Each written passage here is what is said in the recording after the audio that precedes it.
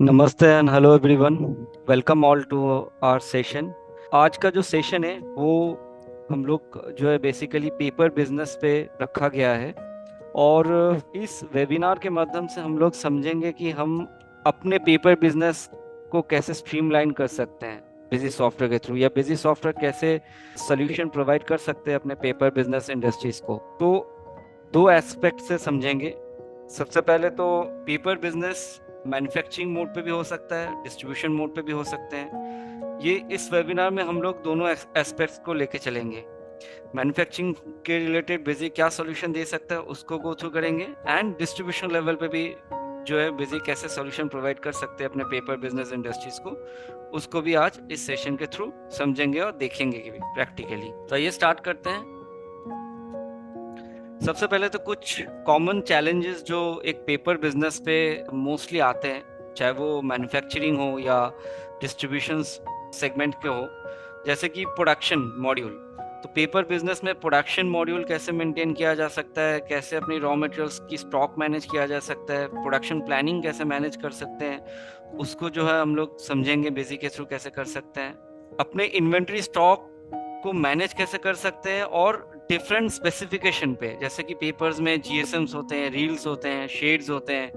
तो inventory stock कैसे हम जीएसएम वाइज, रील वाइज या शेड वाइज मैनेज कर सकते हैं, उसको भी हम लोग आज देखेंगे, समझेंगे। डिस्ट्रीब्यूशन बिजनेस अगर किसी का है, या पेपर इंडस्ट्री में कोई डिस्ट्रीब्यूशन बिजनेस कर रहा है, तो उनके लिए बिजी कैसे सूट कर सकता है, या बिजी सॉफ्टवेयर से क्या सोल्यूशन मिल सकते हैं, किस वे में मेंटेन कर सकते हैं, उसको भी जो है आज हम लोग इस वेबिनार के थ्रू समझेंगे। अदर्स जैसे रिपोर्ट्स होती हैं, जैसे आउटस्टैंडिंग रिपोर्ट मैनेज करना हो, पार्टी वाइज भी हो सकते हैं, या अगर हमारे सेल्समैन है, बिजनेस जो पेपर बिजनेस करते हैं उनके भी सेल्समैन हो सकते हैं। सेल्समैन वाइज अगर हमें आउटस्टैंडिंग रिपोर्ट मैनेज करनी है, मार्केट में कितने आउटस्टैंडिंग सेल्समैन वाइज पड़े हुए हैं, उसकी अगर रिकॉर्ड ट्रैक मैनेज करना होता है, तो वो हम कैसे मैनेज कर सकते हैं, वो हम इस सेशन पे भी देखेंगे बिजी के थ्रू। तो ये कुछ कॉमन चैलेंजेस हैं जो पेपर इंडस्ट्रीज को आते हैं, बट इसमें जो है बिजी एक मोस्ट पावरफुल सोल्यूशन दे रहा है। तो क्या वो चैलेंजेस हैं, वन बाय वन समझेंगे। सबसे पहले तो item specifications. Specifications in the sense कि हम जो आइटम्स क्रिएट करते हैं, आइटम्स के नेम हो सकते हैं, आइटम्स के अदर स्पेसिफिकेशंस भी हो सकते हैं। जैसे पेपर्स में बहुत सारे स्पेसिफिकेशंस होते हैं। लाइक फॉर एग्जांपल आप पेपर इंडस्ट्री में देखेंगे, पेपर्स के डेकल होते हैं। आइटम्स के जो नाम्स हम क्रिएट करते हैं वो डेकल, जीएसएम और बीएफ के बेसिस पे हम नाम मेंशन करते हैं या नेम आइडेंटिफाई करते हैं, जो एक तरह का कॉम्बिनेशन बोल सकते हैं। तो एक बार मैं ये वर्ड्स क्लियर कर दूं सबको। डेकल क्या होता है, एक पेपर इंडस्ट्री में डेकल का मीनिंग क्या होता है। डेकल एक बेसिकली एक आप इसको एक रेफरल टू डेकल विड्थ बोल सकते हैं। एक डिजाइन होती है पेपर के शीट के ऊपर, जो डिजाइन मेंशन मतलब मेंटेन होती है, उसकी जो विड्थ होती है उसको डेकल बोला जाता है। जीएसएम जो है बेसिकली एक ग्राम पर स्क्वायर जो है मीटर, इसको बोलते हैं जीएसएम। इसमें क्या होता है कि ये मेजरमेंट के लिए रिक्वायर्ड होती है। पेपर की जो मेजरमेंट होती है वो जीएसएम में होती है, ठीक है, ग्राम पर स्क्वायर मीटर्स। इसके अलावा बीएफ जो होती है, इसको बोलते हैं ब्रस्टिंग फैक्टर। ब्रस्टिंग फैक्टर क्या होता है कि पेपर जब हम ब्रस्टिंग फैक्टर में डालते हैं, उससे पहले हम पेपर कितना प्रेशर ले सकता है, इंडिकेशन का। पेपर अगर ज्यादा प्रेशर होता है तो पेपर फट सकता है, तो पेपर का प्रेशर इंडिकेट उसको बोलते हैं बीएफ। तो बर्स्टिंग फैक्टर में डालने से पहले हम पेपर के प्रेशर को मतलब मेंशन करके रख सकते हैं कि इतना प्रेशर हम मेंटेन कर सकते हैं पेपर का, ठीक है। तो इसको बोल सकते हैं एक तरह का स्ट्रेंथ हो गया, पेपर का स्ट्रेंथ, पेपर या शीट का स्ट्रेंथ हो गया। और डिफरेंट वेराइटीज ऑफ पेपर हो सकते हैं, कैटेगरीज इसको बोल सकते हैं, जैसे कि क्राफ्ट पेपर, ठीक है, आर्ट बोर्ड हो गया। पेपर के डिफरेंट वैरायटीज होते हैं, उसमें भी आप डिफरेंट शेड्स होते हैं, रील नंबर होते हैं, रील नंबर वाइज मैनेज किया जाता है पेपर्स को, ठीक है। तो डिफरेंट टाइप्स ऑफ पेपर हो सकते हैं, क्राफ्ट बोर्ड पेपर हो सकते हैं, आर्ट पेपर हो सकते हैं। इसके अलावा कुछ आप देखेंगे पेपर कप होते हैं, जैसे हम लोग चाय वगैरह या वाटर्स जो हम पेपर कप में जो है पीते हैं, वो भी मैन्युफैक्चरिंग होता है पेपर पे, ठीक है। तो पेपर कप भी होता है, पेपर मील बॉक्स भी होते हैं, tiffin box paper type, paper से जो पैकिंग करके जो टिफिन बॉक्स टाइप के बनते हैं, वो भी क्रिएट होते हैं, वो भी मैन्युफैक्चरिंग होते हैं, और उसकी भी डिस्ट्रीब्यूशन हो सकते हैं, ठीक है। और इसके अलावा रीऑर्डर लेवल, तो ये जनरल सी चीज़ें हैं कि हम मैन्युफैक्चरिंग इंडस्ट्रीज में एक रीऑर्डर लेवल सेट कर सकते हैं कि भाई इसके नीचे अगर मेरा स्टॉक जा रहा है तो मुझे इंडिकेशन दे दें, या मेरी रीऑर्डर लेवल की रिपोर्ट से मुझे पीओ रेस करने का ऑप्शन दे दे, ताकि मैं परचेज ऑर्डर रेस कर पाऊँ डेफिशिएंसी क्वांटिटी का जो मेरी स्टॉक में नहीं है, या मेरा स्टॉक उसके नीचे जा रहा है तो मुझे इंडिकेटर दे दे और मैं आगे जाके स्टॉक को जो है रिसीव कर पाऊँ या मार्केट से स्टॉक उठा पाऊँ। तो रीऑर्डर लेवल भी हम आइटम पे मैनेज कर सकते हैं। ठीक है, तो एक बार प्रैक्टिकली बिजी में देखते हैं इसकी स्पेसिफिकेशन कैसे हम बिजी में मेंटेन कर सकते हैं। तो सबसे पहले हम जो है मैन्युफैक्चरिंग सेगमेंट को कैचअप करेंगे। मैन्युफैक्चरिंग सेगमेंट में पेपर की स्पेसिफिकेशन, मैन्युफैक्चरिंग का प्रोसेस कैसे मैनेज हो सकती है, तो मैन्युफैक्चरिंग सेगमेंट को पहले हम लोग कैचअप करेंगे, उसकी सारे प्रोसेस और प्रोसीड्योर को देखेंगे, देन हम डिस्ट्रीब्यूशन वाले पॉइंट पे आएंगे। ठीक है, तो मैन्युफैक्चरिंग में अगर हम पेपर्स क्रिएट करें, पेपर मास्टर क्रिएट करें, तो जैसे कि आप देख सकते हो मेरे स्क्रीन पे कि हमने जो है पेपर बहुत सारे क्रिएट करके रखे हैं, वैरायटीज ऑफ पेपर क्रिएट करके रखे हैं। जैसे कि आप देख सकते हैं क्राफ्ट पेपर है, तो क्राफ्ट पेपर में क्या स्पेसिफिकेशन डाला गया है, क्राफ्ट पेपर में देख सकते हैं 25/120/12 क्राफ्ट पेपर मेंशन किया गया, नेम मेंशन किया गया। ये कैसे मेंशन हुआ है, ये इसका हम बाइफिकेशन यहाँ सेट कर सकते हैं। डेकल 25 डेकल है, जीएसएम 120 जीएसएम है और बीएफ 12 है। तो इसका कॉम्बिनेशन पे आइटम नेम बन गया और उसका आइडेंटिफिकेशन के हिसाब से इसका नाम दे दिया क्राफ्ट पेपर। ठीक है, तो इसका टाइप है बेसिकली ये एक तरह का रॉ मटेरियल्स ही है जो हमें प्रोडक्शन में लगते हैं, इस तरह के पेपर्स। तो ये इसका कैटेगरी हमने मेंशन कर दिया, ये क्राफ्ट पेपर के कैटेगरीज में बिलोंग करता है। ठीक है, नेक्स्ट इसका हम यूनिट मेंटेन कर सकते हैं केजीज और ग्राम्स पे। ठीक है, कन्वर्जन फैक्टर हम सेट करके रख सकते हैं 1000 ग्राम्स पर केजी, 1 केजीज में। बाकी जो भी टैक्सेशन पॉइंट्स है वो हम यहाँ पर फिलअप कर सकते हैं। इसके अलावा critical level in the sense हम पेपर्स के अगर हम सेंटर वाइज या गोडाउन वाइज या ओवरऑल लेवल सेट करना चाहते हैं, रीऑर्डर लेवल इतने केजीज के नीचे आ जाए स्टॉक तो मुझे वार्निंग दे दे, तो हम इसका क्रिटिकल लेवल सेट कर सकते हैं। गोडाउन वाइज अगर हमें लेवल सेट करना है तो हमने गोडाउन भी बना के रखा है जोन 1। जैसे बड़े पेपर मिल में क्या होता है, जोन वाइज मेंटेन करते हैं पेपर के स्टॉक कि ए जोन पे, एग्जाम्पल के तौर पे मैंने नाम दिया है ABC, जोन के नाम होते हैं, तो इस जोन पे ये पेपर के रोल पड़े हुए हैं, उस सेंटर में ये पेपर के रोल। तो पेपर मिल के अंदर मल्टीपल सेंटर्स हो सकते हैं, जोन हो सकते हैं जहाँ पर पेपर के स्टॉक्स पड़े हुए हैं। तो हम जोन वाइज भी रीऑर्डर लेवल सेट कर सकते हैं या गोडाउन वाइज भी रीऑर्डर लेवल सेट करके रख सकते हैं। ठीक है, इसके बाद पैरामीटर्स, जैसे मैंने बताया पैरामीटर्स में आप इसको एनेबल करेंगे और PCN जो है ये रील नंबर के हिसाब से काम करेगा, क्योंकि रील नंबर चेंज होते रहते हैं। जब हम परचेज करते हैं पेपर रॉ मटेरियल तो उसके अलग रील नंबर बनती है। ठीक है, तो उसका reel number as A BCN manage होगा बिजी में। और पैरामीटर्स में हम शेड्स वगैरह मैनेज कर सकते हैं। ठीक है, किस टाइप के शेड्स हैं वो हम आगे चल के देखेंगे। तो ये पेपर मास्टर का पॉइंट है जिसमें हम रीऑर्डर लेवल सेट कर सकते हैं। हम अपने पेपर्स के टाइप मतलब कैटेगरी सेट कर सकते हैं कि ये क्राफ्ट पेपर है। पेपर्स के अदर इंफॉर्मेशन जो है ऑप्शनल फील्ड, मतलब कि हम पेपर बिजी के आइटम एडिशनल फील्ड्स जो है उस पर हम डिफाइन कर सकते हैं, डेकल GSM BF, ऐसे बड़े सारे इंफॉर्मेशन हो सकते हैं। तो जो मेजरली लगता है डेकल GSM और BF ये हम यूज कर सकते हैं इस पे। ठीक है, नेक्स्ट स्लाइड पे एक बार आ जाते हैं।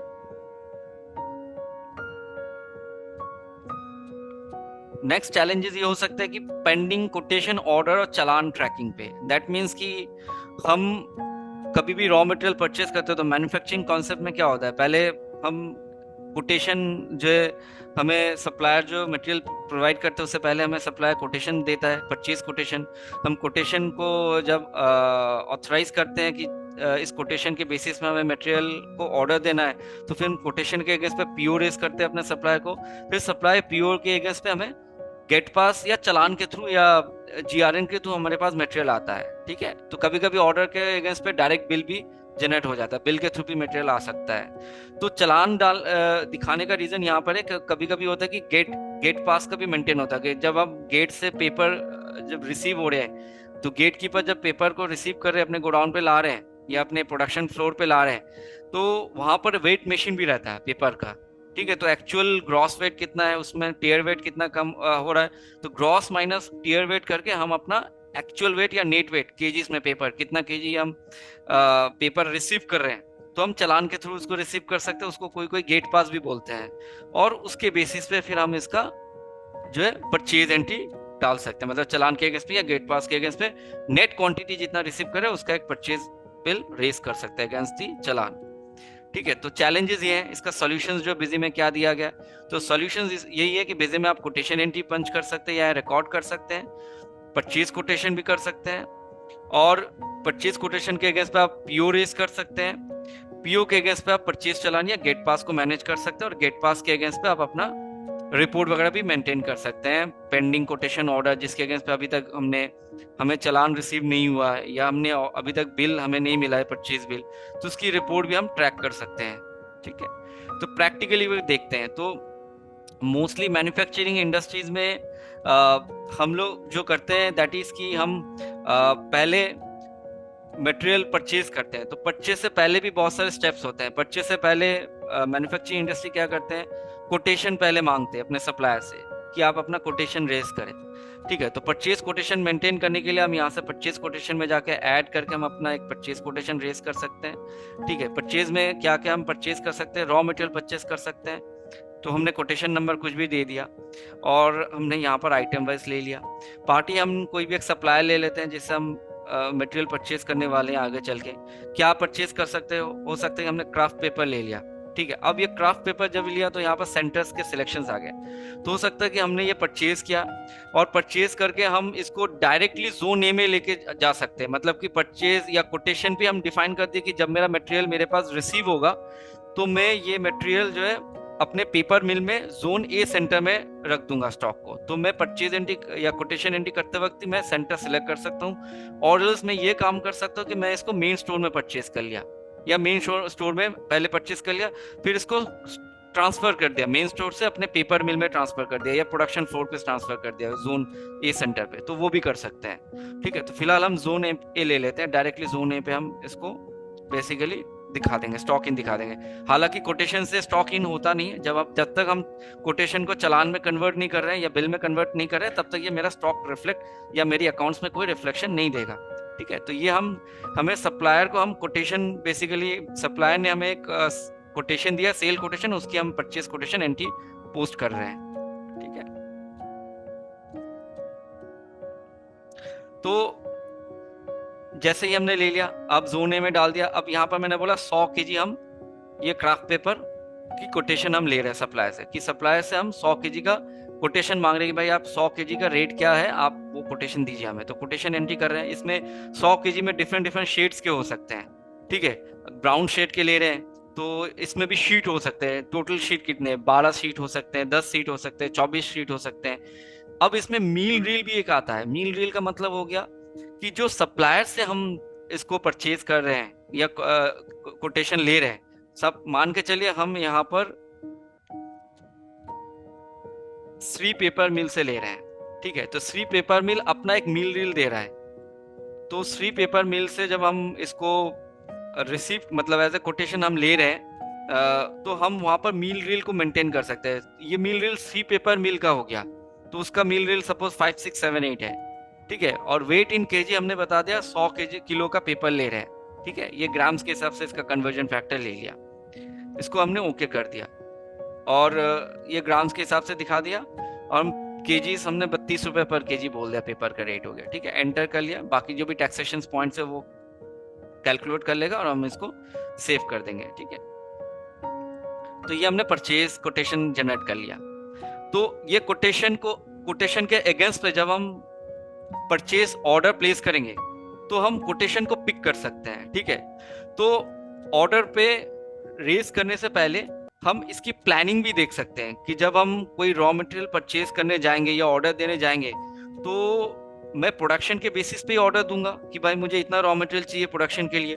तो उससे पहले अगर मैं देखना चाहूँ कि मेरे पास कितनी रॉ मटेरियल की रिक्वायरमेंट है, वो मैं कैसे देख सकता हूँ?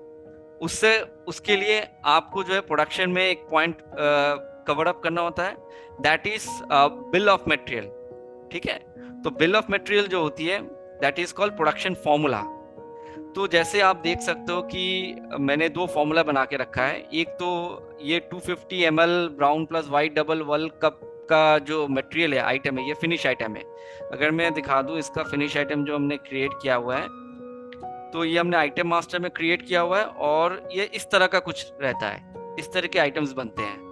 तो ये अगर ये आइटम बनाने की जरूरत है, तो ये हम बिल ऑफ मटेरियल में सेट कर रहे हैं क्या क्या रॉ मटेरियल लग सकता है। तो हमने एक एज्यूम कर लिया एक पीस बनाने के लिए इस कॉम्बिनेशन का क्राफ्ट पेपर 10 ग्राम लग सकता है। इसके अलावा अदर रॉ मटेरियल जो है, जैसे एडहेसिव्स है, प्रिंटिंग इंक है, फिर इसके ऊपर जो है आपका पॉलीस्टाइरीन, ये 1 ग्राम लग सकता है। तो ये अपना रॉ मटेरियल्स हो गया, ठीक है।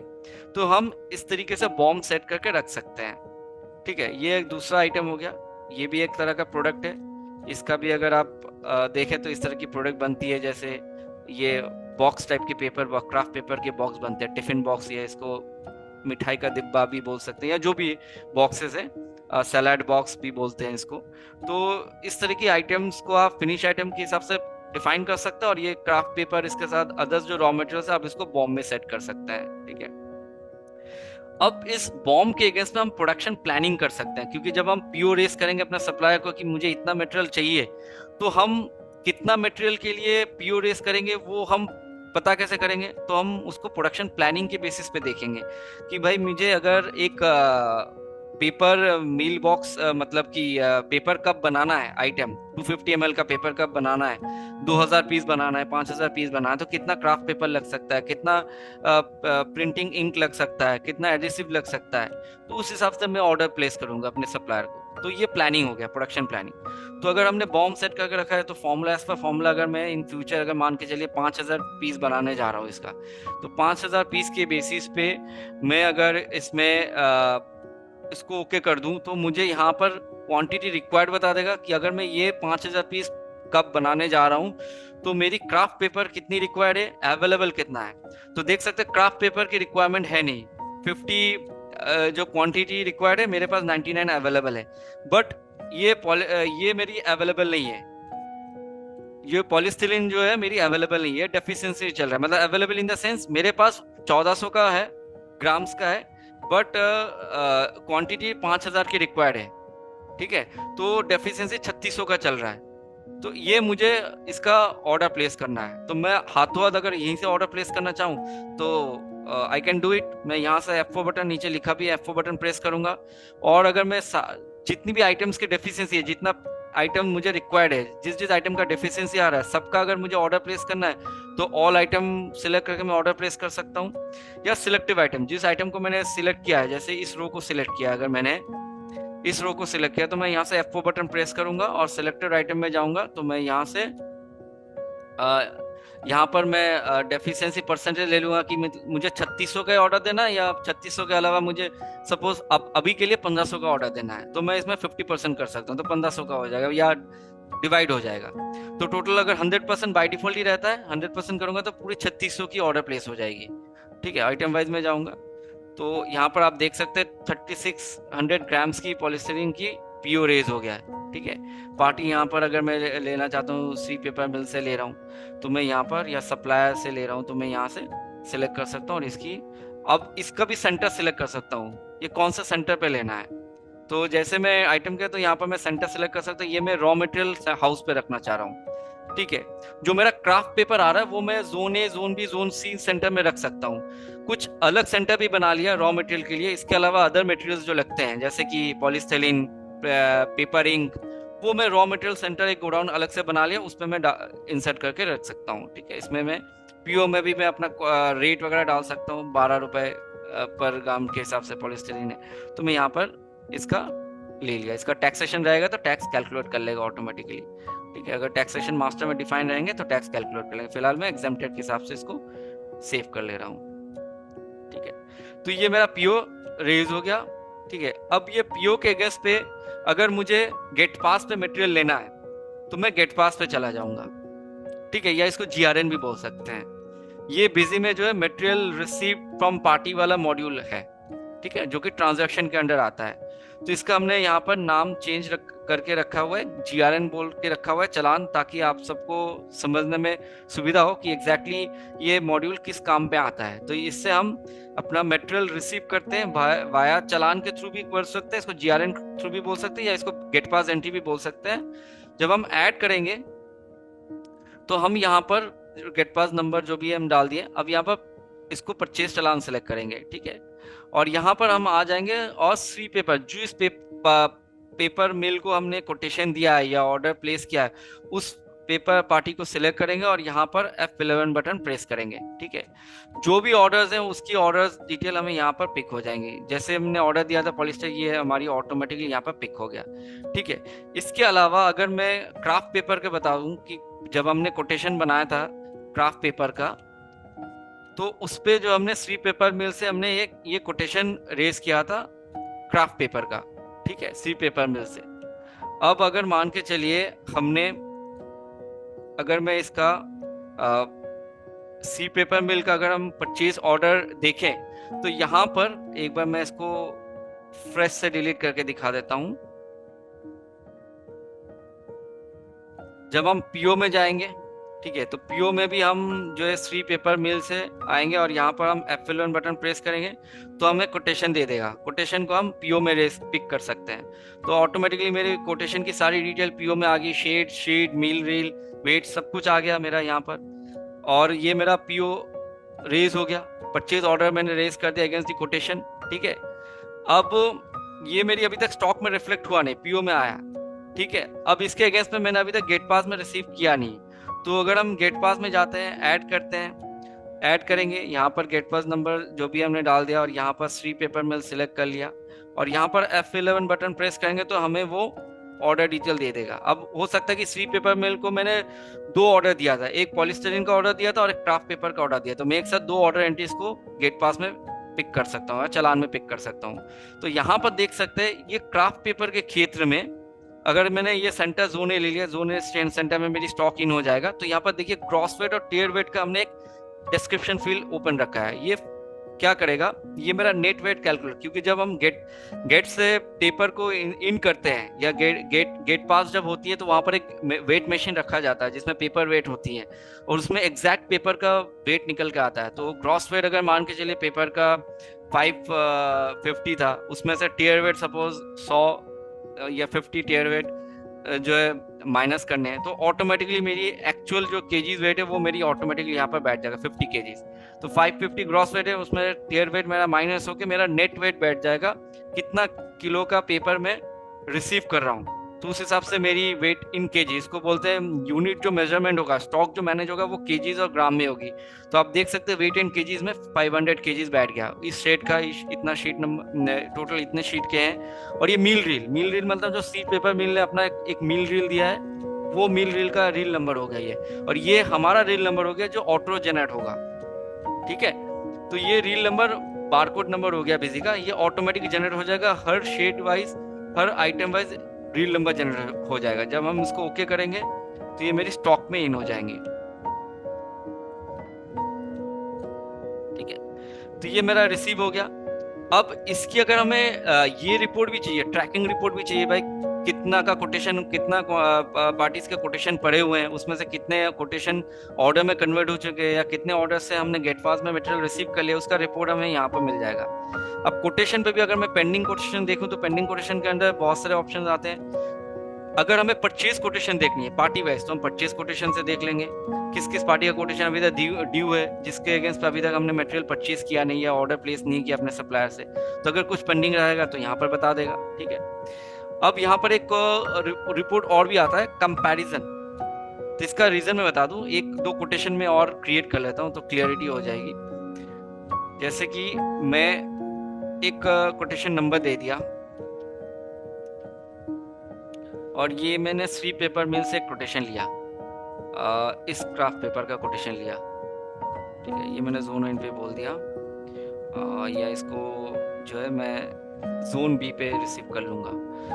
इसका मैंने बोला कि 100 केजी का कोटेशन ले रहा हूँ, इसका इस शेड का 20 शीट का मील नंबर जो भी रहेगा और वेट इतना केजी इसका रहेगा, और प्राइस जो है इसने सपोज 25 रुपए का प्राइस दिया है, ठीक है। इसमें टैक्सेशन वगैरह ले लिया तो हम इसको सेव कर दिए। एक और कोटेशन बना लेता हूँ, ये दूसरे पार्टी से बना लेता हूँ, ये एक सूरज पेपर मिल से बना लेता हूँ, ठीक है। क्रिएटर है, ठीक है। अब इसमें मैंने इसको बोला ये भी मेरा जोन बी पे रिसीव होगा। ये वाला पेपर ही ले लेता हूँ, सेम पेपर। और यहाँ पर मैंने बोला इसने भी 100 केजी, इसको भी इसने भी मुझे कोटेशन दिया है 100 केजी का। और मील नंबर जो भी इसका है, वेट जो है इसका, इसने रेट दिया है 30 रुपये करके रेट दिया है। तो हम एक कंपैरिजन रिपोर्ट भी निकाल सकते हैं जो कि हमें यहाँ पर मिल जाएंगे। रिपोर्ट कोटेशन ऑर्डर चलान प्रोसेसिंग पे, कोटेशन ऑर्डर चलान प्रोसेसिंग रिपोर्ट पे एक कंपैरिजन परचेस कोटेशन मिल जाएगा। आइटम वाइज देखनी है, पार्टी वाइज देखनी है। अगर आइटम वाइज देखना है तो अगर हम एक आइटम का देखना चाहते हैं, किसका है, इसका, तो इस आइटम अगर मुझे 2 पार्टी से मिला है, एक श्री पेपर मिल, एक सूरज पेपर मिल, किसने बेस्ट प्राइस दिया है, किसका रेट कम है सबसे ज्यादा, उसको मैं पीओ रेस करूंगा या उसको परचेज ऑर्डर दूंगा। तो ये कंपैरिजन रिपोर्ट भी आपको बिजी में मिल जाएगा कोटेशन का, ठीक है। तो ये आपको आप मेंटेन कर सकते हैं। अब जैसे कि आपने पेपर परचेज में आ जाएंगे, जब आपका गेट पास से मटेरियल रिसीव हो गया, अब आप पेपर परचेज में आ रही है, फाइनल बिल आप परचेज कर रहे हैं उसको गेट पास के अगेंस्ट पे। तो जब आप यहाँ पर अगेंस्ट चलान सेलेक्ट कर सकते हैं, और यहाँ पर आपने बताया श्री पेपर मिल, और यहाँ पर आके आइटम में आप जाके F11 बटन प्रेस करेंगे, और यहाँ पर आप अपना चलान नंबर सेलेक्ट कर लेंगे, जिस चलान के अगेंस्ट पे या जिस गेट पास के अगेंस्ट पे आपको मटेरियल आप परचेज कर रहे हैं। तो ऑटोमेटिकली वो सारे डिटेल आ जाएंगे, जिस जिसका आपने चालान बना के रखा है, गेट पास बना के रखा है, जिस जिस रॉ मटेरियल का, उसकी आप परचेज में उसको कन्वर्ट कर रहे हैं, ठीक है। तो ये जैसे आप कन्वर्ट कर रहे हैं, अब इसको जैसे सेव करेंगे तो ये परचेज वाउचर बन रहे हैं। सेव करते वक्त यहाँ से बारकोड स्टिकर जनरेट करने का भी ऑप्शन दे देगा। बारकोड किस लिए रिक्वायर्ड होती है मैं वो भी बता दूं, कि आप जैसे देखेंगे कि कुछ ऐसे रील रहते हैं जो सेंटर वाइज रील रखा जाता है, रीम या रील, उस पे स्टिकर लगा के रखता है। जब वो रील से कटिंग होके, सपोज एक रील है, पूरा एक रोल है, उसमें से कुछ पेपर उसने कटिंग करके कुछ प्रोडक्शन पे दिया है, कंज्यूम किया है, तो वो स्टिकर से पता चल जाता है कि स्टिकर में रील नंबर लिखा रहता है कि कौन से रील नंबर का कितना कागज यूज किया गया है, कितना स्टॉक में पड़ा हुआ है। तो रील नंबर वाइज भी हम स्टॉक मैनेज कर सकते हैं, जिसको हम लोग BCN वाइज बोलते हैं, बारकोड नंबर वाइज, ठीक है। उसको जैसे आपको एग्जांपल के तौर पे दिखा दे सबको कि कुछ इस तरीके से आप बारकोड प्रिंट कर सकते हैं। और बारकोड स्टिकर, जैसे कि आप सबको पता है कि बारकोड स्टिकर बिजी में आप अपने हिसाब से डिजाइन कर सकते हैं, ठीक है। तो ये जैसे कि 100 क्वांटिटी का क्राफ्ट पेपर है, 12 शीट का है, ठीक है। तो 100 क्वांटिटी का क्राफ्ट पेपर 12 शीट का रील नंबर जो है एक ही होता है, उसी रोल पे ही जो है 100 क्वांटिटी का शीट रहता है, और उसी में एक स्टिकर लगा हुआ रहता है। तो जैसे आप उसको ओके करेंगे तो आपको कुछ इस तरीके से बारकोड स्टिकर प्रिंट आ जाएगी। मैं थोड़ा सा इसको जूम कर देता हूँ। जैसे देख सकते हैं इमेज से मैं इसको थोड़ा सा मैं क्लियर कराने की कोशिश करूंगा। तो इमेज में देख सकते हैं, ये इमेज में आप देख सकते हैं इस तरीके की रीम होती है, स्टोर में रखा हुआ रहता है, मील पे रखा हुआ था। इस रीम के ऊपर में टॉप में ये स्टिकर चिपकाया जाता है, ये जिसमें ये रील नंबर रहता है। तो जब भी इस रील में से कोई कागज, क्राफ्ट पेपर कोई कटिंग करके अपना कंजम्पशन पे ले रहा है, प्रोडक्शन पे, तो पता चल जाता है कि कौन से रील से कितना कागज यूज किया गया, कितना पड़ा हुआ है उस रील नंबर का, ठीक है। तो उसका स्टॉक हम मैनेज कर सकते हैं। जैसे कि अगर हमें अभी रील वाइज स्टॉक देखनी है जो हमने परचेज किया है, तो हम रील वाइज स्टॉक यहाँ से देख सकते हैं। Reel number wise raw craft paper का स्टॉक अगर हमें देखना है, ठीक है। अगर हम एक आइटम का देखना चाहते हैं, 1 आइटम हमने कर लिया, और हमने यहाँ पर जो है इसका ले लिया, ठीक है। ओके करेंगे तो ये हमें बता देगा कि किस किस सेंटर में, एक पेपर मिल में हो सकता है बड़े सारे सेंटर्स हो, गोडाउन्स हो, जोन ए गोडाउन पे, जोन बी गोडाउन पे, ये गोडाउन वाइज बता देगा। जोन ए गोडाउन पे इस रील नंबर का, ये BCN नंबर मतलब हो गया रील नंबर, इस रील नंबर का कौन सा कितना शीट का, ये मिल रील का बता दिया, कितना क्वांटिटी पड़ा हुआ है और कितने दिन से पड़ा हुआ है। ये एजिंग रिपोर्ट हो गया, क्योंकि बहुत दिन से हो सकता है उसमें से कुछ कंज्यूम हो रहे हैं, कुछ रह जा रहे हैं। तो अगर हमें एनालिसिस करना हो कि कौन से रीम का, ठीक है, ये कौन से रील का, ये BCN नंबर हो गया अपना रील नंबर जो स्टिकर है, स्टिकर का नंबर, ये स्टिकर नंबर या रील नंबर से किस सेंटर से कितना क्वांटिटी केजीज में बता रहा है, ये क्राफ्ट पेपर कितना क्वांटिटी, कितने दिन से कितना क्वांटिटी का स्टॉक है और कितने दिन से स्टॉक पड़ा हुआ है, कितना वैल्यू का स्टॉक है वो भी बता देगा। ठीक है, ये आप ऑल आइटम बेसिस पे भी देख सकते हैं या ग्रुप ऑफ आइटम के बेसिस पे भी देख सकते हैं। अगर हम ग्रुप में बता देते हैं क्राफ्ट क्या या रॉ मटेरियल का बता देते हैं ग्रुप, तो ये हमें ये ऐसे भी बता देगा। क्राफ्ट पेपर 25 बाई 120 बाई 112 का क्राफ्ट पेपर का कितना reel wise, center wise, shade wise, इसके अलावा शीट वाइज कितना पड़ा हुआ है, कितने दिन से पड़ा हुआ है। ठीक है, वो भी डेज बता देगा, कितना 99 डेज से पड़ा हुआ है, 500 डेज से पड़ा हुआ है, मतलब कितना क्वांटिटी पड़ा हुआ है कितने दिन से। 0 to 30 डेज में 99 क्वांटिटी पड़ी हुई है, 500 क्वांटिटी 0 to 30 डेज में पड़ा हुआ है।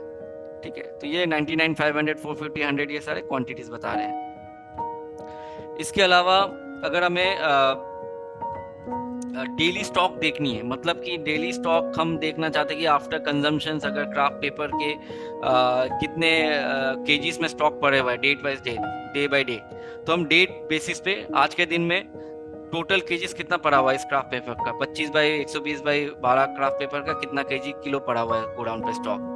ठीक है, तो हम डेली स्टॉक समरी रिपोर्ट भी देख सकते हैं। इसमें फिल्टर भी लगा सकते हैं, अगर मुझे पर्टिकुलरली जोन ए का देखना है, जोन ए सेंटर का देखना है, तो हम जोन ए सेंटर के पर्टिकुलरली देख सकते हैं। ठीक है,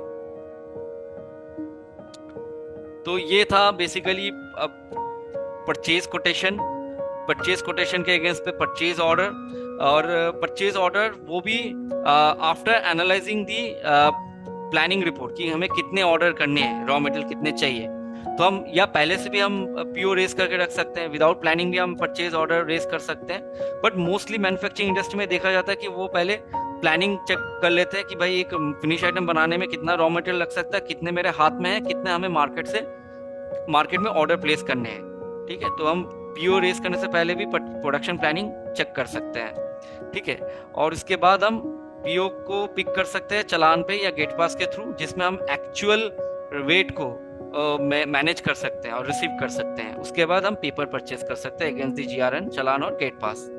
ठीक है, एंड कभी कभी ये भी होता है कि हम जब परचेज करते हैं तो परचेज हमने मेन स्टोर में कर लिया, अब हम डिसाइड करेंगे किस किस गोडाउन में, किस किस प्रोडक्शन फ्लोर में कब कब भेजना है, तो हम वो स्टॉक ट्रांसफर से भी कर सकते हैं कि हम जब परचेज किया तो हमें पता नहीं है कि उसको जोन ए में भेजना है या जोन बी में भेजना है, वो बाद में पता चला। तो हम पहले क्या कर सकते हैं, पहले मेन स्टोर में उसको परचेज कर लिया, फिर मेन स्टोर से उसको जोन ए में भेज दिया। क्या भेज दिया? क्राफ्ट पेपर भेज दिया। कितना किलो भेज दिया वो हम यहाँ पर डाल सकते हैं, कितना किलो भेजना है।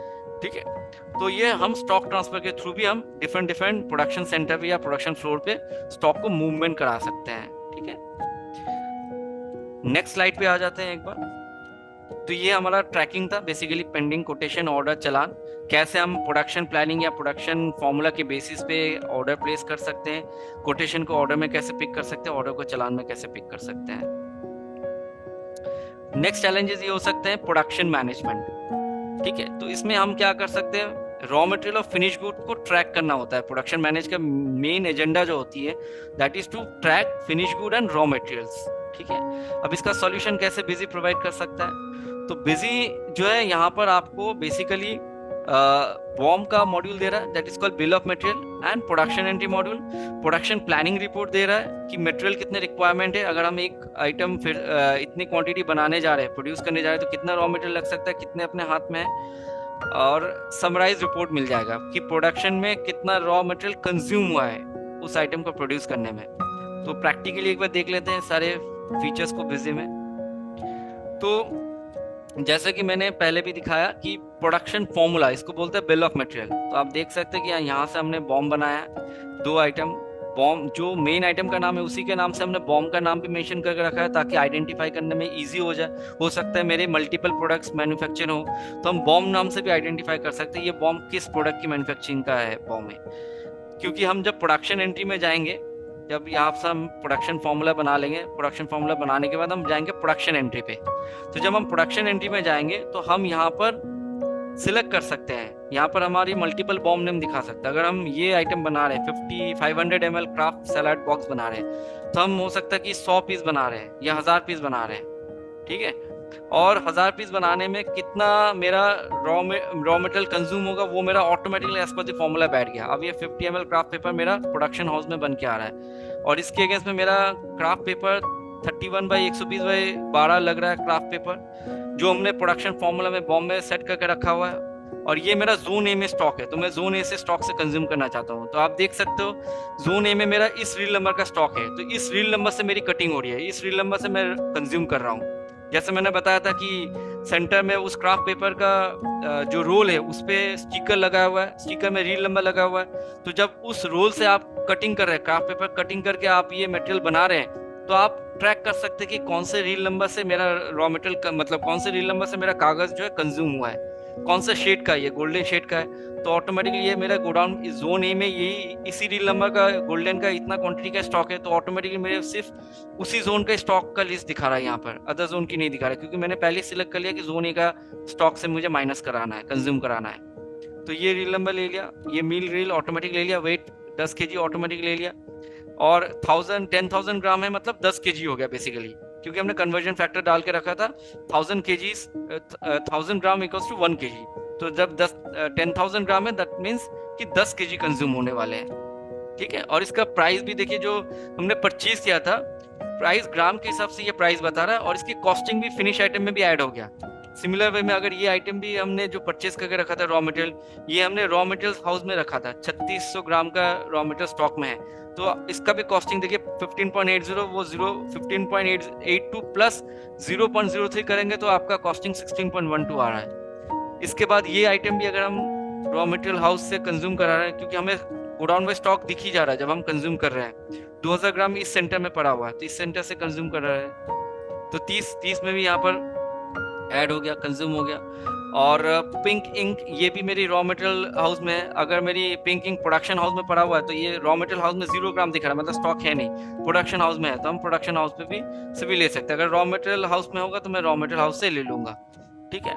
और इसका कॉस्टिंग हाथों जो रॉ मटेरियल का कॉस्ट है वो मेरी जैसे 24,120 रुपीज रॉ मटेरियल लगा है इस आइटम को बनाने में, तो ये 24,120 अमाउंट इस आइटम का बन गया है। इसके साथ अगर आप एक्स्ट्रा चार्जेस लगाना चाह रहे हैं, कि हो सकता है कोई लेबर कॉस्ट हो, इलेक्ट्रिसिटी कॉस्ट है, आप बोल रहे हैं 1000 रुपये और मैं चार्ज ऐड कर दूंगा, तो ये 1000 रुपये और कॉस्टिंग में ऐड हो जाएगा, ठीक है।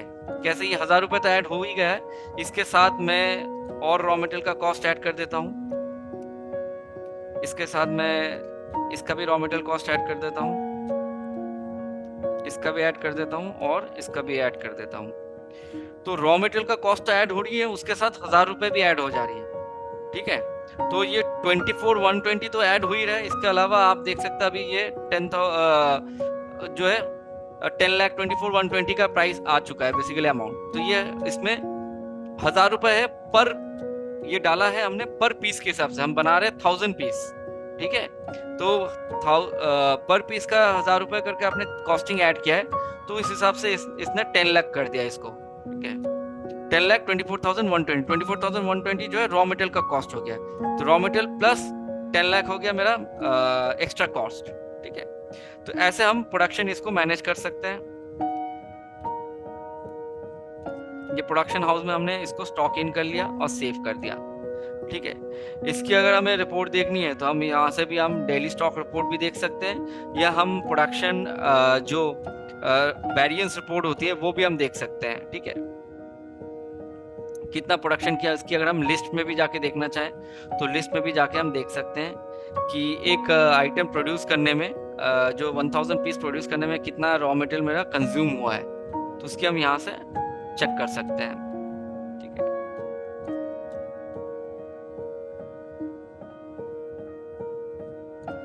और इसकी अलग से रिपोर्ट देखनी है तो production wise stock consumption report यहाँ से भी देख सकते हैं, वाउचर वाइज।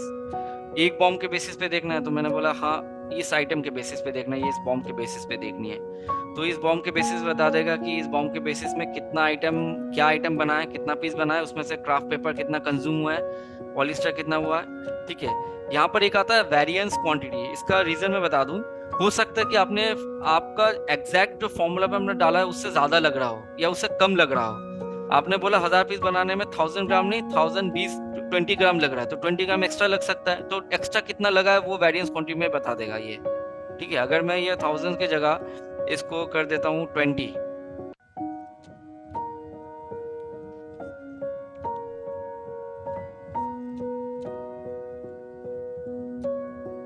ठीक है, ये वेरिएंस में मुझे बता देगा ये केजीज के हिसाब से वेरिएंस बता रहा, मुझे ग्राम्स के हिसाब से देखना तो ग्राम्स के हिसाब से भी देख सकते हैं।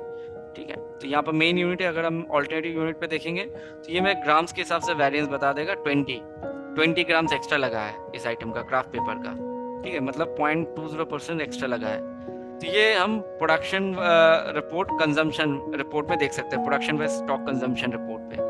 ठीक है, बाकी प्रोडक्शन प्लानिंग हम चेक कर सकते हैं कि इन फ्यूचर अगर ये आइटम मैं और बनाने जाऊं, और 1000 पीस बनाने जाऊं या और 2000 पीस बनाने जाऊं, तो मेरे हाथ में कितने रॉ मटेरियल्स है, और रॉ मटेरियल के अगेंस्ट पे मेरी करंट स्टॉक कितना है, अवेलेबल स्टॉक कितना है, इफेक्टिव स्टॉक कितना लग सकता है, और डेफिशिएंसी मतलब कितने अभी बिलो स्टॉक चल रहा है। डेफिशिएंसी मतलब जो माइनस में है, मतलब जो अभी तक मुझे खरीदने हैं। तो आप देख सकते हैं इसका कोई डेफिशिएंसी ब्लैंक दिखा रहा है, मतलब मेरे पास ऑलरेडी स्टॉक है, अवेलेबल स्टॉक है।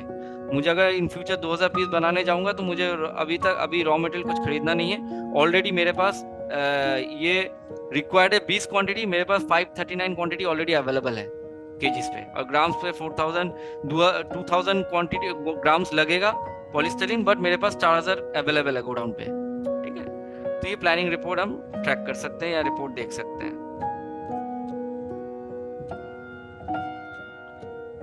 ठीक है, डिस्ट्रीब्यूशंस, अब आ जाते हैं डिस्ट्रीब्यूशंस पे। तो प्रोडक्शन का जैसे मैंने बता दिया, प्रोडक्शन हो जाएगा, तो प्रोडक्शन हो जाने के बाद आप सिंपली इसको सेल आउट कर सकते हैं, जो एक नॉर्मल सिनेरियो होती है। प्रोडक्शन हो जाने के बाद हम इसको सेल कर सकते हैं। तो आगे सेल करने से पहले क्या होता है कि आपको कोई ऑर्डर दे सकता है। तो ये भी मैं क्लियर कर दूं कि प्रोडक्शन इंडस्ट्री में या मैन्युफैक्चरिंग इंडस्ट्री में क्या होता है, ऑर्डर के बेसिस पे बनाया जाता है। मोस्टली क्या होता है, पहले आपके पास ऑर्डर आते हैं, भाई इतना पीस बनाना है, प्रोड्यूस करना है, तो फिर उस एसओ के अगेंस्ट पे, उस सेल ऑर्डर के अगेंस्ट पे हम प्रोडक्शन में देते हैं मटेरियल या प्रोडक्शन करते हैं। फिर उस एसओ को पिक करके हम फाइनल बिल रेस करते हैं, सेल इनवॉइस बनाते हैं। ठीक है, तो जैसे अगर आपके पास कोई सेल ऑर्डर आया हुआ है,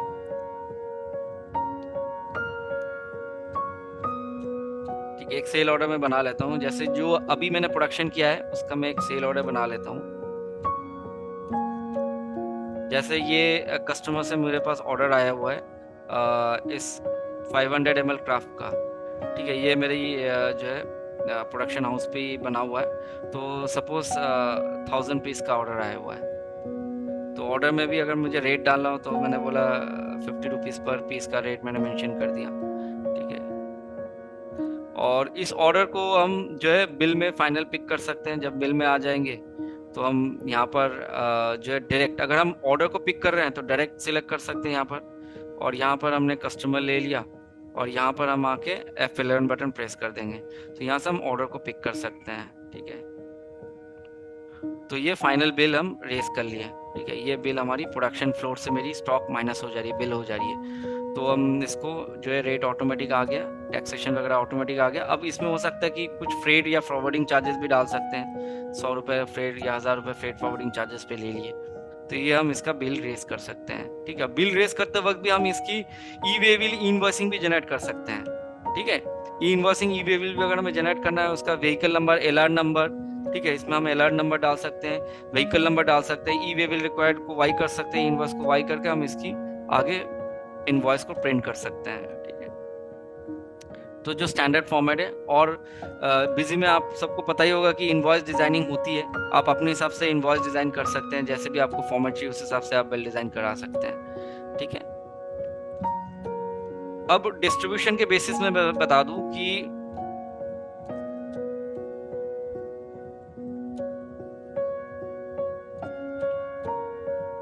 जो डिस्ट्रीब्यूशंस में लगता है, नॉर्मली डिस्ट्रीब्यूशन इंडस्ट्रीज पे हम लोग परचेज करते हैं आइटम्स, चाहे वो टन में हो, केजीज में हो, और रील वाइज हो सकते हैं, शेड वाइज हो सकते हैं। ठीक है, और हम उसको आगे सेल भी कर सकते हैं, जिसमें हम बंडल भी मेंशन कर सकते हैं। बंडल अगर हम शुद्ध हिंदी में कहें उसको गांठ बोलते हैं। ठीक है, एक बंडल जो है गांठ में जो है पैक वाइज भी होती है, उसमें 2 पैक हो सकते हैं, एक बंडल हो सकता है, उस बंडल में 500 शीट का एक बंडल है, 500 शीट का एक बंडल है, और उस तरह का 500 शीट का 2 पैक है। तो बंडल वाइज भी हम मेंटेन कर सकते हैं, शीट वाइज भी मेंशन कर सकते हैं। साइज, पेपर के साइज होते हैं ना, A4 A3 या कस्टम साइज होते हैं 20x30 इंच का, तो इस तरह की साइज वाइज भी हम मैनेज कर सकते हैं। तो अगर हम डिस्ट्रीब्यूशन के बेसिस पे समझें तो डिस्ट्रीब्यूशन का मैं एक अलग प्रोसेस में दिखा देता हूँ कंपनीज में। जैसे कि अब distribution items, varieties of items भी डिस्ट्रीब्यूट अब कर सकते हैं। जैसे मैंने कुछ आइटम्स बना के रखे हुए हैं, आप देख सकते हैं। ये एक आइटम बना हुआ है जो कि आर्ट पेपर का है, ये हमने ग्रुप मेंशन किया आर्ट पेपर, ये शीट हो गया। तो डिस्ट्रीब्यूशन शीट का भी कर सकता है, पेपर शीट भी डिस्ट्रीब्यूशन कोई का जो है डिस्ट्रीब्यूशन कर सकता है, बिजनेस कर सकता है, शीट भी बेच सकता है। ठीक है, तो वो शीट किस तरह का हो सकता है? आर्ट पेपर शीट भी हो सकता है, ग्लो पेपर शीट भी हो सकता है। तो फिलहाल आर्ट पेपर शीट में क्या क्या मेंशन होते हैं, जैसे इस नियो स्टार पेपर 90 जीएसएम का जो मेरा कन्वर्जन फैक्टर है, मतलब यूनिट और केजीज में, KG actually 8.71 per unit KG है। तो कन्वर्जन फैक्टर भी हम आइडेंटिफिकेशन के हिसाब से आइटम में मेंशन करके रखा हुआ है।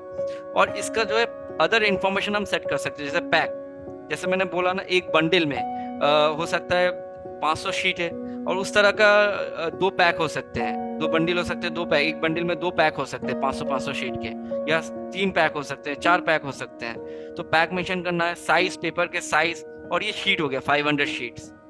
ठीक है, तो 500, ये इस आइटम का 90 जीएसएम का 500 शीट्स होते हैं, 500 शीट्स है। ठीक है, तो इसको हम आइडेंटिफिकेशन के हिसाब से आइटम मास्टर में मेंशन कर सकते हैं। और यहाँ पर हम जब इसको परचेज करेंगे तो ट्रांजैक्शन में आ जाते हैं, एक बार परचेज पे आ जाते हैं। तो परचेज में मैं दिखा दूं, जब हम इसको परचेज कर रहे हैं तो परचेज में हमने क्या ले लिया, परचेज में हमने डेट वगैरह मेंशन कर दिया, परचेज में टैक्सेशन टाइप ले लिया, पार्टी सप्लायर ले लिया, जो भी सप्लायर्स हम परचेज कर रहे हैं। उसके बाद हमने यहाँ पर आइटम ले लिया। ठीक है, आइटम हमने यहाँ से आइटम सेलेक्ट कर लिया, और आइटम हमने मेन स्टोर में परचेस कर रहे हैं। तो 77 यूनिट, या इसको बोल सकते हैं टन, या एक तरह का यूनिट ही बता समझ लीजिए। तो 77 यूनिट को केजीज में कन्वर्ट कर देगा, क्योंकि हमने कन्वर्जन फैक्टर डाल के रखा कि एक यूनिट मतलब 8.71 केजी इस आइटम का, या इस आइटम का केजी होता है 23.30। ठीक है, इस आइटम का तो 23.30 कन्वर्जन फैक्टर है। तो अगर 77 यूनिट हम परचेज कर रहे हैं तो इसका मतलब हो गया कि केजीज के हिसाब से 1794.10 केजीज हम परचेज कर रहे हैं। कोई इसको डायरेक्ट केजी में भी परचेज कर सकता है, कोई डुअल यूनिट भी मेंटेन कर सकता है कि मैं यूनिट और केजी दोनों में परचेज करूंगा, तो आप डुअल यूनिट भी यूज कर सकते हैं। बट प्राइस ज्यादातर परचेज जो केजीज में होती है, तो हम प्राइस केजीज के हिसाब से डाल सकते हैं। ठीक है, तो ये यूनिट के हिसाब से प्राइस को कन्वर्ट करके बैठा देगा। सिमिलर वे में आप इसका देख सकते हैं, 50 यूनिट परचेस कर रहे हैं तो हमने कन्वर्जन फैक्टर जो मास्टर में डाल के रखा था, पर यूनिट का 8.71 केजी है। तो एक्चुअली 50 यूनिट परचेस कर रहे हैं तो 435 केजीज टोटल हम परचेस कर रहे हैं, तो प्राइस पर केजी हमने डाल दिया, तो ये हमने परचेस मैनेज कर लिया, और इससे मेरी स्टॉक मैनेज होगी। ठीक है, जब हम सेल पे जाएंगे तो सेल पे हम क्या करेंगे, जब हम आइटम में आएंगे, सेल करने जाएंगे, तो यहाँ पर हम सेल्समैन को भी सिलेक्ट कर सकते हैं। डिस्ट्रीब्यूशन बिजनेस में ज्यादातर सेल्समैन की भी ट्रैकिंग होती है, कौन सा सेल्समैन के थ्रू ज्यादा सेल हो रही है। मैन्युफैक्चरिंग इंडस्ट्रीज में भी होती है, बट डिस्ट्रीब्यूशन में काफी ज्यादा यूज होता है सेल्समैन ट्रैकिंग। तो यहाँ पर क्या आइटम आप सेल कर रहे हैं, आइटम पे आपने बता दिया, मेन स्टोर से आपको स्टॉक दिखा रहा है, मेन स्टोर में आपकी जो है इस आइटम का जो है 50 यूनिट है, उसमें से आप 20 यूनिट सेल कर रहे हैं। अब यहाँ पर भी देख सकते हैं बंडल है, आप एक जो है 20 यूनिट में हो सकता है कि 30 बंडल है, 30 बंडल में 30 बंडल में 2 पैक है। तो ये अदर इंफॉर्मेशन भी आप मेंशन कर सकते हैं, जो आपके बिल के प्रिंट आउट में आप पिक करा सकते हैं। हो सकता है लूज पैक में भी आप सेल कर रहे हो, तो लूज पैक भी आप मेंशन कर सकते हैं। ठीक है, और इसका जो है यहाँ पर भी सेल जो आप केजीज में ही कर रहे हैं बेसिकली सेल्स, तो आप प्राइस केजीज में ही डालेंगे। और बाकी जो भी आपको फ्रेट वेट वगैरह लेना है तो आप यहाँ पर बिल सेंडरीज पे ले सकते हैं। जब आप इसको सेव करेंगे, यहाँ से भी आप अपना ई इनवॉइस, ई वे बिल जनरेट कर सकते हैं, और अपना सेल्समैन ट्रैकिंग भी आप कर सकते हैं। यहाँ पर जैसे आप देख सकते हैं, यहाँ पर सेल्समैन ट्रैकिंग भी हो रही है, और कमीशन भी जनरेट हो सकता है सेल्समैन का। ठीक है, ये आपने रेफरेंस जनरेट कर लिया, सेव कर दिया। तो आप इसके प्रिंट देखेंगे तो एक डिजाइन डिस्ट्रीब्यूशन इंडस्ट्रीज में कैसे इनवॉइस में इंफॉर्मेशन रहती है, उसका एक सैंपल डिजाइन में दिखा दूं तो कुछ इस तरीके की इंफॉर्मेशन डिस्ट्रीब्यूशन इंडस्ट्रीज मैनेज करते हैं अपने पेपर में, जिसमें आप देख सकते हैं पेपर का नाम आता है 90 GS में 8.71 500। जो पेपर आइटम, जब हमने आइटम बनाया था पेपर आइटम मास्टर में, वहां पर हमने शीट मेंशन किया था 500, और 20 मतलब 20 यूनिट हम सेल कर रहे हैं, 20 यूनिट। तो देखा जाए तो 10,000 शीट्स हम जो है बेसिकली सेल कर रहे हैं। उसका बंडल का इंफॉर्मेशन आ गया, 30 बाई 2 का बंडल है, मतलब 30 बंडल एक गांठ पे 2 पैक का है, तो 30x2 का बंडल है। और दूसरा बंडल 2 में भी हमने बोला 20 बंडल का एक गांठ एक पैक है, तो 20x1 का भी बंडल है इसमें। और इसके साथ साइज, पेपर का जो साइज है 20x30, A4, A3, वो भी साइज हम मेंशन कर पा रहे हैं, जो कि हमने आइटम मास्टर में मेंशन करके रखा था इस आइटम का 90 GSM का इतना ही साइज होता है। ठीक है, केजीज में क्वांटिटीज आ गए तो इसकी इंफॉर्मेशन आप यहाँ पर देख सकती हैं, सारे पिक हो गए। तो ये सारे डिस्ट्रीब्यूशन बिजनेस में ये सारे बंडल्स, केजीज, वेट, जो पर यूनिट का वेट, जैसे मैंने कन्वर्जन फैक्टर डाला था कि एक यूनिट का 8.710 केजी होता है, तो ये बेसिकली वेट होता है केजी इन एक यूनिट का। तो उसका साइज, फिर कितने टोटल शीट्स कितने आप सेल कर रहे हैं, ये सारी इंफॉर्मेशन आप बिजी में पिक करा सकते हैं अपने इनवॉइस डिजाइन पे। ठीक है, इसकी अदर चीजें जो है जैसे स्टॉक मैनेज करना, स्टॉक रिपोर्ट अगर आप देख सकते हैं यहाँ से। ठीक है, डिटेल में स्टॉक देखनी है, आइटम वाइज देखनी है, गोडाउन वाइज देखनी है, तो आप यहाँ से स्टॉक भी आप देख सकते हैं। ठीक है, बाकी salesman wise outstanding report वगैरह देखना, वो भी आप यहाँ से देख सकते हैं, बिल रिसीवेबल, बिल्स पेबल। ठीक है, वो 1 by 1 हम आने वाले स्लाइड में आपको क्लियर कर देते हैं। ठीक है, तो ये डिस्ट्रीब्यूशन मैनेजमेंट का कॉन्सेप्ट था। नेक्स्ट आ जाते हैं दैट इज की इन्वेंट्री मैनेजमेंट। जैसे मैंने बताया, इन्वेंट्री मैनेजमेंट पे आपको रिकॉर्ड मेंटेन करना होता है, जैसे मैंने ऑलरेडी दिखा दिया है, रील नंबर वाइज, जिसको बिजी में आप BCN wise stock ageing report, busy में एक रिपोर्ट आता है BCN wise stock ageing report display के अंडर, उसको आप reel number wise stock manage का जो है रिपोर्ट मेंटेन कर सकते हैं। ठीक है, एक बार मैं फिर से दिखा दूं, ये आप इसको आपको यहाँ पर मिल जाएगा, ये हो गया BCN वाइज रिपोर्ट। ठीक है, ये अगर आप बिजी में, इन जनरल बिजी में देखेंगे तो ये बिजी में डिस्प्ले के अंडर आता है, ये BCN wise stock report, BCN wise ageing report. यहाँ पर ये बनता है रील नंबर वाइज, जिसमें ये बता देते हैं बेसिकली ये क्राफ्ट पेपर है, इसका ये रील नंबर है, BCN नंबर हो गया मतलब रील नंबर। ठीक है, और कितने दिन से कितना क्वांटिटी कितने दिन से पड़ा हुआ है। ठीक है, तो ये आपको बेसिकली मैनेज करने होते हैं। इसके अलावा डेली समरी, जो भी मैंने बताया, डेली समरी रिपोर्ट भी आप मैनेज कर सकते हैं। डेली स्टॉक समरी रिपोर्ट, कितने केजीज आज के डेट में क्राफ्ट पेपर कितने केजी पड़े हुए हैं।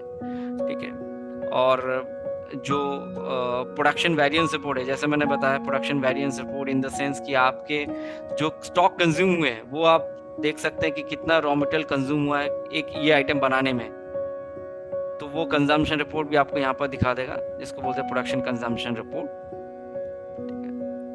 नेक्स्ट स्लाइड पे आ जाते हैं, दैट इज रिकवरी पेमेंट। अब जैसे ये डिस्ट्रीब्यूशन के बेसिस पे भी समझे और मैन्युफैक्चरिंग इंडस्ट्री के बेसिस पे भी समझे कि आपको मैनेज करनी होती है आउटस्टैंडिंग बिल वाइज।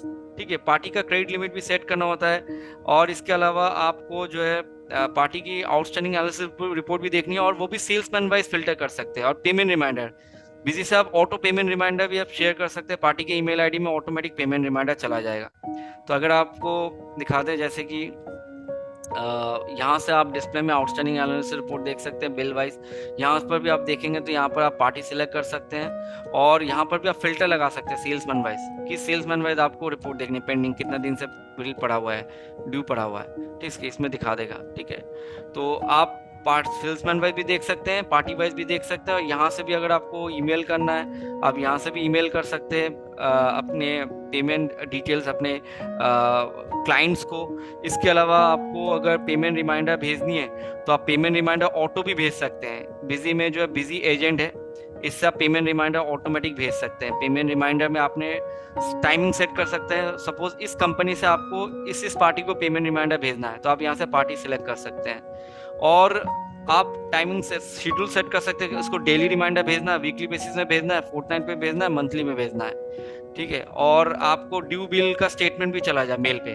ठीक है, ठीक है, आप डेली में भी सेट करके रख सकते हैं, और जैसे आप इसको सेव कर देंगे तो आपका जो है एज पर दी शेड्यूलिंग वो आपका रिमाइंडर चला जाएगा, इसमें आपको मैसेज दे देगा यहाँ पर रिमाइंडर सेंड। तो बिजी एजेंट के थ्रू आप पेमेंट रिमाइंडर बैकएंड में ऑटोमेटिक उसके मेल पे चला जाएगा। ठीक है, रिमाइंडर कुछ इस तरीके से रहता है, मैं दिखा दूं, इसका पार्टी के मेल पे चला जाएगा विथ अटैचमेंट, पेमेंट रिमाइंडर का अटैचमेंट स्टेटमेंट, आउटस्टैंडिंग स्टेटमेंट, उसमें ड्यू डेज भी रहेगा और उसमें bill reference number, outstanding balance, इस तरह के स्टेटमेंट पार्टी के मेल पे चला जाएगा एज पर द शेड्यूलिंग, जैसे भी आप सेट करके रखें, डेली समरी मतलब मंथली वीकली जैसे बेसिस पे आप तो ये ऐसा स्टेटमेंट लिखा है, hi as of 27 the remaining outstanding balance of this is payable to us for due and kindly find the statement, thank you for prompt attend. और ये आप स्टेटमेंट देख सकते हैं, ये मैन्युअली भेजने की जरूरत नहीं पड़ेगा, इसमें बिल नंबर, उस बिल में कितना ड्यू है, कितने दिन से ड्यू पड़ा हुआ है, उसका स्टेटमेंट चला जाएगा। नेक्स्ट स्लाइड पे बेस्ट सॉल्यूशंस जो है बेसिकली एक मल्टी गोडाउन इन्वेंटरी, जैसे मैंने बताया स्टॉक ट्रांसफर, आप मल्टीपल गोडाउन, मैंने जैसे प्रोडक्शन हाउस बना के रखा हुआ है, रॉ मटेरियल सेंटर बना के रखा है, zone A, zone B, zone 3 तीनों मटेरियल सेंटर बना के रखा है, तो ऐसे मल्टीपल गोडाउन मेंटेन कर सकते हैं। नेगेटिव स्टॉक, जैसे कि आपने नेगेटिव स्टॉक मैनेज कर सकते हैं, आइटम के स्टॉक नेगेटिव हो रहे तो उसमें वार्निंग आ जाए। एक पॉइंट और भी आप मैनेज कर सकते हैं, दैट इज रीऑर्डर लेवल, जो कि मैन्युफैक्चरिंग इंडस्ट्री में भी काफ़ी रिक्वायर्ड होती है, आइटम्स की रीऑर्डर लेवल को सेट करना हो तो आप अपने आइटम्स की रीऑर्डर लेवल, क्रिटिकल लेवल को सेट कर सकते हैं। सेंटर वाइज सेट करना चाहे सेंटर वाइज सेट कर सकते हैं, और इसकी रिपोर्ट आपको मिल जाएगी यहाँ से डिस्प्ले में, आप जाएंगे इन्वेंट्री समरी में, अब यहाँ से आप आइटम क्रिटिकल लेवल पे देख सकते हैं रीऑर्डर लेवल, वार्निंग भी आ जाएगा। इसके स्टॉक इसके नीचे अगर जाएगा तो आपको वार्निंग दे देगा कि आपको मार्केट से स्टॉक खरीदना है या ऑर्डर करने हैं, ये बिलो लेवल चला है, इसका करंट स्टॉक कितना है और रीऑर्डर लेवल कितना है, मतलब शॉर्टेज कितना है, तो शॉर्टेज भी यहाँ पर बता देगा। शॉर्टेज अभी देखिए इसका दिखा रहा है 20 kg शॉर्टेज है, इस जोन सी में 20 kg का शॉर्टेज है, ये गोडाउन वाइज भी बता देगा, आइटम वाइज गोडाउन वाइज भी बता देगा, रीऑर्डर लेवल के बेसिस पे कितना शॉर्टेज है। तो आप हाथों यहाँ से पीओ रेस करना चाहे तो F4 बटन प्रेस करके उस शॉर्टेज का पीओ भी रेस कर सकते हैं, ठीक है। बाकी नेगेटिव स्टॉक की भी आप वार्निंग सेट कर सकते हैं, जो कि आपको यहाँ से कॉन्फ़िगर में वार्निंग अलार्म है, यहाँ से आप अपना नेगेटिव स्टॉक वगैरह मैनेज कर सकते हैं, ठीक है। जो भी आपको मिनिमम लेवल, ऑर्डर लेवल पे भी वार्निंग सेट करना है, नेगेटिव स्टॉक पे भी वार्निंग सेट करना है, तो आप नेगेटिव स्टॉक पे भी आप वार्निंग सेट कर सकते हैं। मल्टीपल प्राइसिंग मोड, जैसे होलसेल रेट अलग, रिटेल रेट अलग, अलग अलग प्राइसिंग स्ट्रक्चर आप सेट कर सकते हैं बिजी में। यूजर क्रिएट करना, यूजर वाइज मेनू रेट सेट करना, कौन क्या कर पाएगा, कौन क्या देख पाएगा, किसको मॉडिफिकेशन राइट मिलेगा, वो सेट कर सकते हैं। Target, salesman wise target set करना, उसके लिए आप टारगेट ऑन कर सकते हैं बिजी में, ठीक है। तो बिजी में टारगेट ऑन करने के लिए आप यहाँ पर कॉन्फ़िगर फीचर्स एंड ऑप्शंस में आ जाएंगे, एडमिनिस्ट्रेशन के अंडर अकाउंट्स में आके आप यहाँ पर टारगेट को एनेबल कर देंगे, और टारगेट एनेबल करने के बाद आप अपना सेल्समैन वाइज टारगेट सेट करना हो तो सेल्समैन को भी आप अकाउंट्स में एनेबल करेंगे। उसके बाद मास्टर में जाकर आप यहाँ से कॉन्फ़िगरेशन में जाके आप यहाँ से टारगेट कॉन्फ़िगरेशन सेट कर सकते हैं। टारगेट का स्ट्रक्चर का नाम दे सकते हैं, ऐड करके जो भी स्ट्रक्चर नाम देना है, टारगेट 1, टारगेट 2, जो भी टारगेट आप पार्टी वाइज सेट करना है, item wise, broker wise set करना है, उसमें भी मंथली सेट करना है, क्वार्टरली टारगेट सेट करना है, इंसेंटिव कैसे देना चाह रहे हैं, अमाउंट पे टारगेट सेट करना है, क्वांटिटी पे सेट करना है, आप अपने हिसाब से टारगेट सेट कर सकते हैं। हो सकता है टारगेट में 3 तरह का स्लैब हो, बेस, स्ट्रेच, जैकपॉट, तो आप इस तरीके से 3 स्लैब भी बना सकते हैं, बेस, स्ट्रेच, जैकपॉट के टारगेट के स्ट्रेच। तो ये डिस्ट्रीब्यूशन बेस में काफ़ी हेल्पफुल हो जाते हैं सेल्समैन टारगेट सेट करने का, ठीक है। उस हिसाब से आप इंसेंटिव भी प्रोवाइड करा सकते हैं, उसकी भी इन्फॉर्मेशन आपको मिल जाएंगे। टारगेट अचीव हो रहा है कि नहीं हो रहा है उसकी भी रिपोर्ट आपको टारगेट वेरिएंस रिपोर्ट में मिल जाएगा, जो कि बिजी में डिस्प्ले के अंदर मिल जाएगा आपको, ठीक है। फिजिकल स्टॉक, कितना आइटम आ रहा है फिजिकली आपके गोडाउन में, कितने हैं, आप फिजिकली स्टॉक को कंज्यूम कराना चाह रहे हो तो स्टॉक जनरल के थ्रू इसको कंज्यूम भी करा सकते हैं। फिजिकल स्टॉक एंट्री मॉड्यूल अलग से मिल जाएगा बिजी में, जो कि ट्रांजैक्शन के अंदर है। कंप्लीट जीएसटी मैनेज कर सकते हैं आप अपना, जो है e way bill, invoicing, GST return direct upload करना चाहे वो बिजी से आप कर सकते हैं। डॉक्यूमेंट ईमेल, एसएमएस के थ्रू शेयर कर सकते हैं, व्हाट्सएप के थ्रू शेयर कर सकते हैं। इसके अलावा आप cell purchase analysis report graphical view में मिल जाएगा, मतलब आपकी मंथ ऑन मंथ क्या सेल हो रही है, क्या सेल अप हो रही है, क्या डाउन हो रही है, उसके आप ग्राफिकल व्यू में देख सकते हैं, जो कि डिस्प्ले के अंदर सेल एनालिसिस रिपोर्ट में मिल जाएगा। पार्टी वाइज भी है, आइटम वाइज भी है। आइटम वाइज देखनी है मंथली तो आप आइटम वाइज मंथली यहाँ से देख सकते हैं, इसको डबल क्लिक करेंगे तो फुल व्यू में दिखा देगा ग्राफिकल व्यू मोड पे, ठीक है। तो इस तरह की फाइनेंशियल जो है सेलेबल फीचर्स जो आपको बिजी में मिल जाएगा, financial and saleable features. Multiple profitability report, मतलब आइटम वाइज क्या प्रॉफिट हो रही है, क्या लॉस हो रही है, उसकी अगर आपको देखनी है तो एमआईएस रिपोर्ट में डिस्प्ले के अंदर प्रॉफिटेबिलिटी रिपोर्ट में जाएंगे और बिल वाइज में जाएंगे, और यहाँ से आप डिफाइन कर सकते हैं कि आपकी प्रॉफिट हो रही है, लॉस हो रही है आइटम वाइज, कि ये आइटम जो आपने बेचा था, अगर आपको आइटम वाइज देखनी है तो आप आइटम वाइज देख सकते हैं कि आइटम कितने में खरीदा था, कितने में बेचा था, प्रॉफिट है या लॉस है, तो आपको परसेंटेज भी बता देगा, रेशियो भी बता देगा, ठीक है।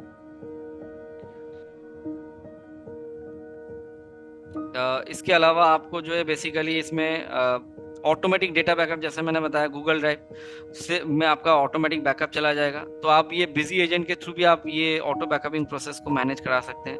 तो बिजी एजेंट पे भी ये है बैकअप ऑन गूगल ड्राइव, इसमें क्लिक करके आप अपना डेटा पाथ सिलेक्ट करके आप बैकअप शेड्यूलिंग करके रख सकते हैं डेली बेसिस पे या वीकली बेसिस पे या टाइमिंग बेसिस पे। आपका data backup automatically Google drive में अपलोड होता रहेगा। तो आप अपना जीमेल आईडी डाल के ऑथेंटिकेट वन टाइम कर देंगे तो आपका डेटा बैकअप गूगल ड्राइव में लेता रहेगा ऑटोमेटिकली। तो ये सारे बेस्ट सोल्यूशन आपको पेपर बिजनेस पे मिल जाएंगे। मोबाइल ऐप, जैसे अगर डिस्ट्रीब्यूशन बेसिस पे समझे तो अगर सेल्समैन मार्केट में मूवमेंट करे तो मोबाइल से सेल्स ऑर्डर पंच कर सकते हैं। मोबाइल से ऑर्डर की पेंडिंग ऑर्डर ट्रैकिंग कर सकते हैं, कितना मार्केट में ऑर्डर उठाया, उससे कितना बिल रेज हुआ, कितना पेंडिंग ऑर्डर अभी भी पड़ा हुआ है, वो मोबाइल ऐप से ट्रैक किया जा सकता है। सेल इनवॉइस, अगर सेल्समैन मार्केट में मूवमेंट कर रहे हैं तो हाथों हाथ मोबाइल से सेल्स इनवॉइस रेज कर सकते हैं और हाथों हाथ मोबाइल से शेयर कर सकता है। कस्टमर अगर पैसा दे रहा है, आउटस्टैंडिंग पैसे दे रहा है, तो वो पैसे भी रिसीव एंट्री मोबाइल ऐप से कर सकता है। स्टॉक रिपोर्ट, कितना स्टॉक गोडाउन पे है, गोडाउन वाइज क्या स्टॉक है, वो मोबाइल ऐप से भी सेल्समैन अगर मार्केट में मूवमेंट कर रहे हैं तो वो चेक कर सकता है। Not only salesman, even owner वगैरह जो भी मोबाइल ऐप यूज करेंगे वो सारे ये फीचर्स उसको अवेलेबल हो जाएंगे मोबाइल ऐप पे। डेटा एक्सेस, सेल्स डेटा भी एक्सेस कर सकते हैं, जैसे सेल रजिस्टर्स हो गया, सेल एनालिसिस रिपोर्ट हो गया, वो सारे सेल्स डेटा मोबाइल ऐप पे एक्सेस कर सकते हैं। ठीक है, पार्टी की आउटस्टैंडिंग रिपोर्ट वगैरह भी एक्सेस कर सकते हैं, रिसीवेबल पेबल रिपोर्ट भी मोबाइल ऐप से एक्सेस कर सकते हैं। ठीक है, तो इंस्टेंटली पार्टी को हाथों हाथ बता सकते हैं उसका कितना ड्यू है आपके कंपनी में।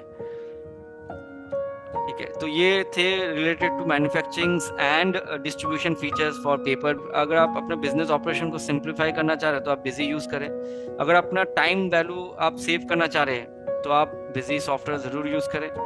अपने एक्यूरेसी को मेंटेन करना चाह रहे हैं, एक्यूरेट डेटा को मेंटेन करना चाह रहे हैं अपने बिजनेस की, तो आप बिजी सॉफ्टवेयर यूज करें। बेटर डिसीजंस और कॉन्फिडेंस अगर आप गेन करना चाह रहे हैं तो जरूर बिजी सॉफ्टवेयर को यूज करें। तो ये थे overall related to paper industries.